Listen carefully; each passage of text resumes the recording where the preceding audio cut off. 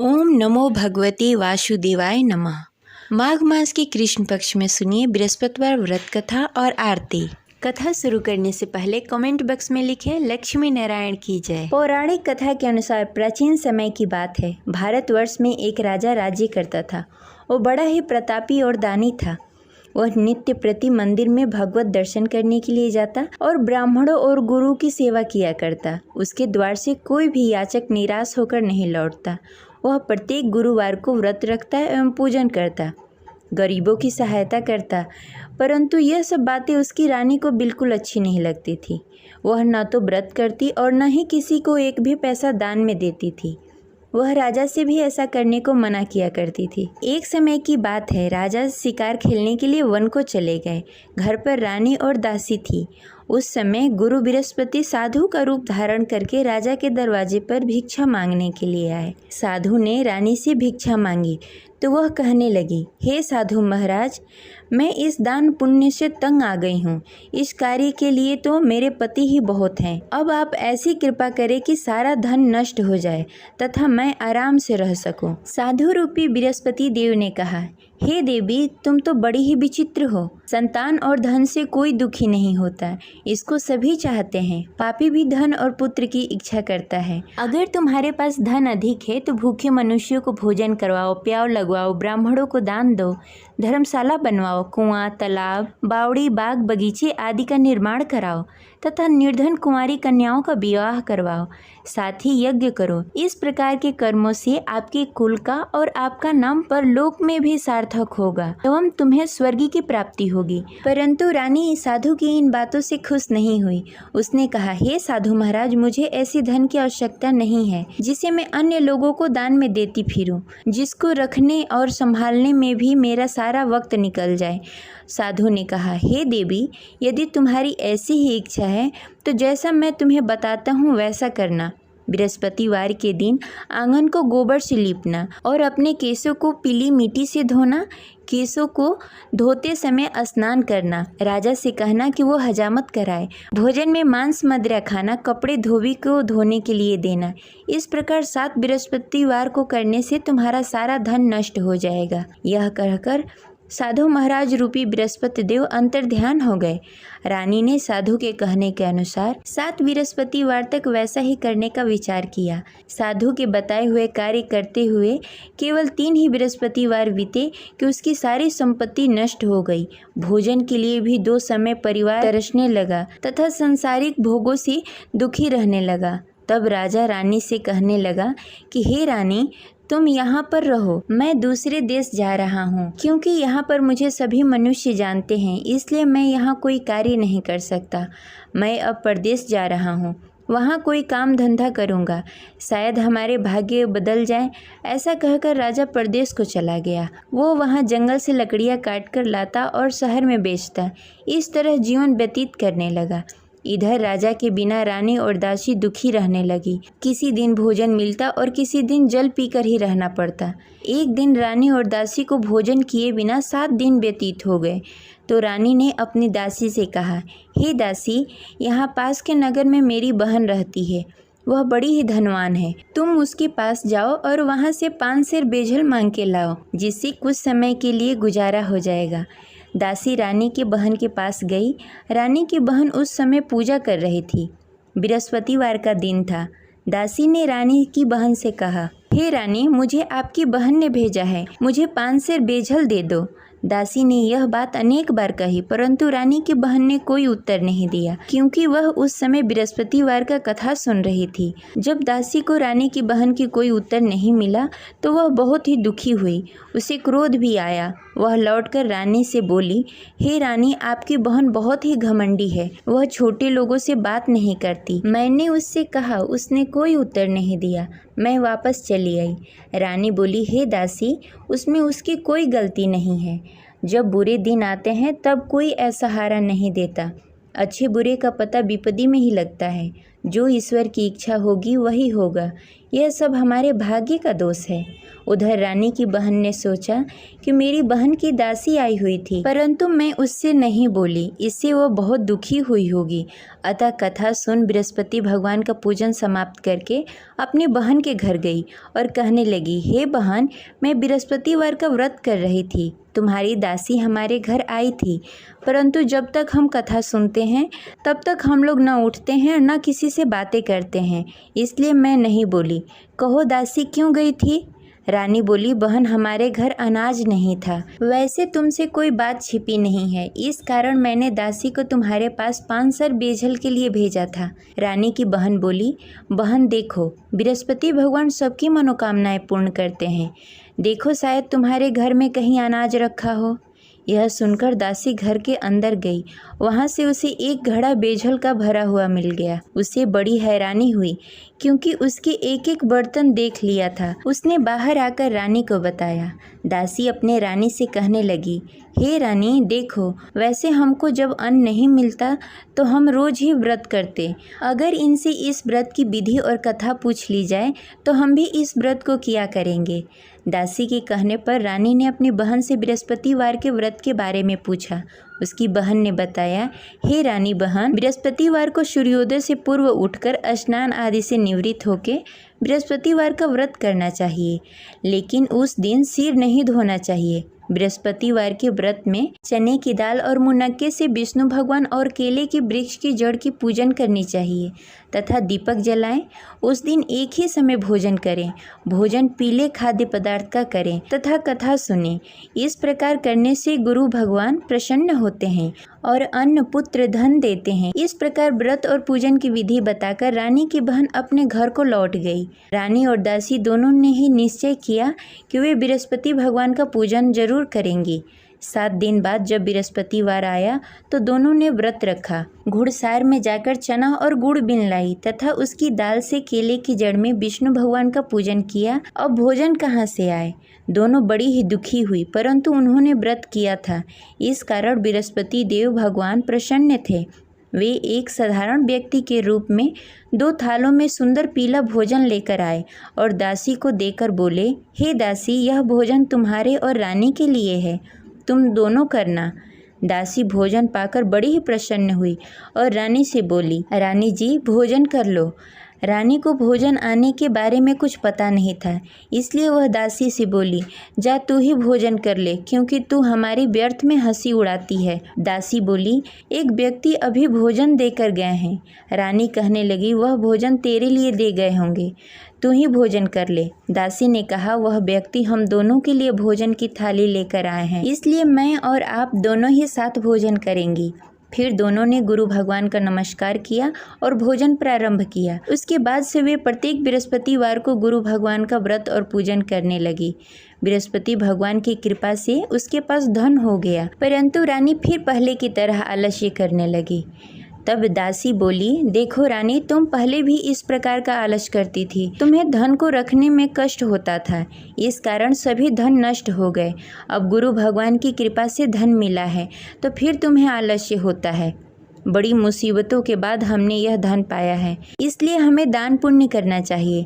तुम भूखे मनुष्यों को भोजन कराओ, प्याव लगवाओ, ब्राह्मणों को दान दो, कुआं, तालाब, बावड़ी आदि का निर्माण कराओ, मंदिर पाठशाला बनवाओ, दान दो, कुंवारी कन्याओं का विवाह करवाओ। धन को शुभ कार्यों में खर्च करो, जिससे तुम्हारे कुल और यश बढ़े तथा स्वर्ग की प्राप्ति हो और पितृ प्रसन्न हो। दासी की इन बातों को मानकर रानी ने इसी प्रकार का कार्य करना प्रारंभ कर दिया, जिससे उसका काफ़ी यश फैलने लगा। एक दिन रानी और दासी आपस में विचार करने लगी, न जाने राजा किस दशा में होंगे, उनकी कोई खोज खबर नहीं है। गुरु भगवान से उन्होंने प्रार्थना की और भगवान ने रात्रि में राजा को स्वप्न में कहा, हे राजा उठ, तेरी रानी तुझे याद करती है, अब अपने देश को लौट जा। राजा प्रातःकाल उठकर जंगल से लकड़ियाँ काटकर लाने के लिए जंगल की ओर चल पड़ा। जंगल में गुजरते हुए वह सोचने लगा, रानी की गलती से कितने दुख भोगने पड़े। राजपाट छोड़कर जंगल में आकर रहना पड़ा। जंगल में लकड़ियां काटकर उन्हें बेचकर गुजारा करना पड़ा। उसी समय उस जंगल में बृहस्पति देव साधु के रूप में प्रकट हुए और राजा से पूछने लगे, हे लकड़हारे, तू इस सुनसान जंगल में किस चिंता में बैठा है, मुझे बताओ।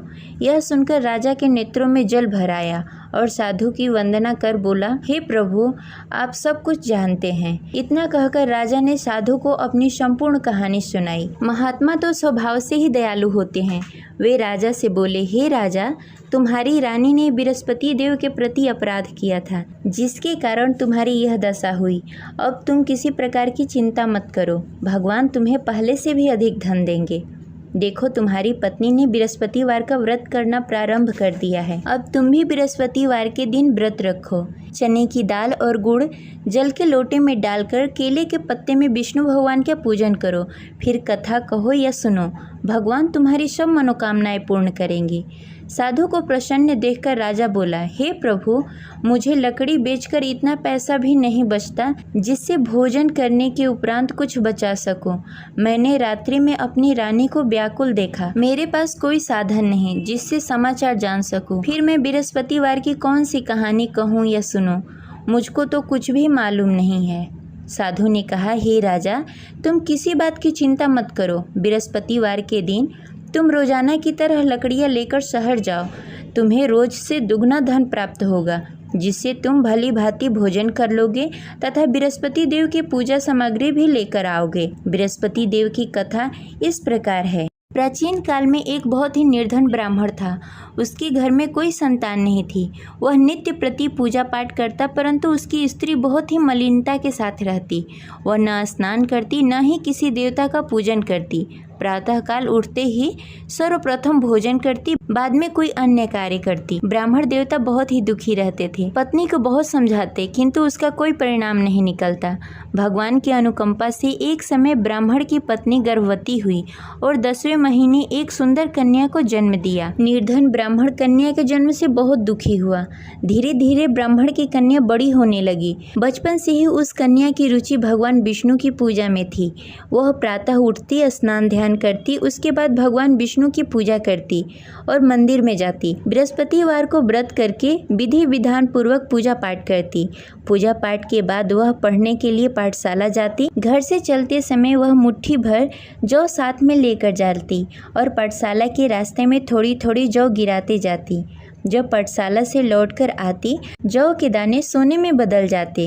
लड़की सभी सोने के दाने बीन लाती। एक दिन जब वह सोने के दानों को साफ कर रही थी, तो उसकी माँ ने कहा, बेटी, सोने के दाने साफ करने के लिए सोने का सूप भी होना चाहिए। अगले दिन बृहस्पतिवार था। उसने भगवान बृहस्पति देव की पूजा करते हुए प्रार्थना की, हे भगवान, यदि मैंने आपका व्रत विधि विधान से किया हो तो मुझे सोने का सूप दे दो। भगवान बृहस्पति देव ने उसकी मनोकामना पूरी करने का वचन दिया। पाठशाला से लौटते समय उसने रास्ते में सोने का सूप पड़ा हुआ मिला। घर लौटकर सोने का सूप अपनी माँ को दिखाकर वह सोने के दाने साफ करने लगी। उसी समय नगर का राजकुमार उसके घर के पास से गुजर रहा था। उस सुंदर लड़की को सोने के सूप में जौ साफ करते देख राजकुमार उस पर मोहित हो गया। राजकुमार ने अपने पिता से उस लड़की से विवाह करने की इच्छा प्रकट की। तो राजा ने ब्राह्मण को महल में बुलाकर राजकुमार से उसकी लड़की के विवाह की बात कही। ब्राह्मण तैयार हो गया। धूमधाम से उस लड़की का विवाह राजकुमार से हो गया। दुल्हन बनकर ब्राह्मण की लड़की महल में चली गई। लड़की के चले जाने से ब्राह्मण फिर से निर्धन हो गया। उसे कई कई दिनों तक बिना भोजन के रहना पड़ा। बहुत दुखी होकर ब्राह्मण एक दिन अपने लड़की के पास गया। अपने पिता से निर्धनता का समाचार सुनकर उसे बहुत सारा धन देकर पिता को विदा किया। उस धन से ब्राह्मण का कुछ दिनों तक आराम से गुजारा हुआ, लेकिन जल्द ही फिर भूखों मरने की हालत हो गई। ब्राह्मण अपनी लड़की से धन लेने के लिए फिर महल में पहुंचा। लड़की ने पिता की बुरी हालत देखकर कहा, पिताजी, आखिर आप कब तक मुझसे धन लेकर जीवन व्यतीत करेंगे?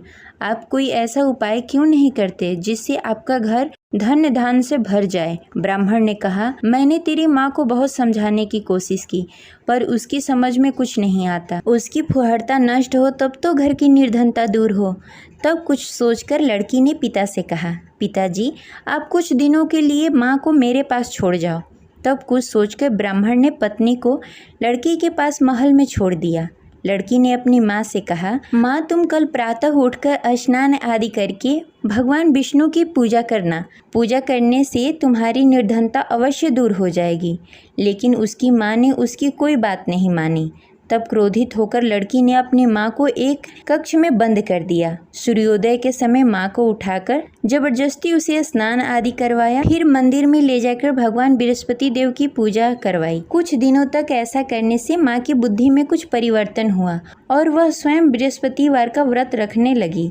उसके व्रत करने से ब्राह्मण के घर की निर्धनता दूर हो गई और भगवान विष्णु की अनुकंपा हुई और दोनों पति पत्नी धन संपत्ति पाकर आनंद पूर्वक जीवन व्यतीत करते हुए विष्णु धाम को चले गए। लकड़हारा बने राजा ने उस साधु से भगवान विष्णु देव की यह कथा सुनकर बृहस्पतिवार का व्रत करना शुरू कर दिया और भगवान विष्णु की पूजा करने लगा।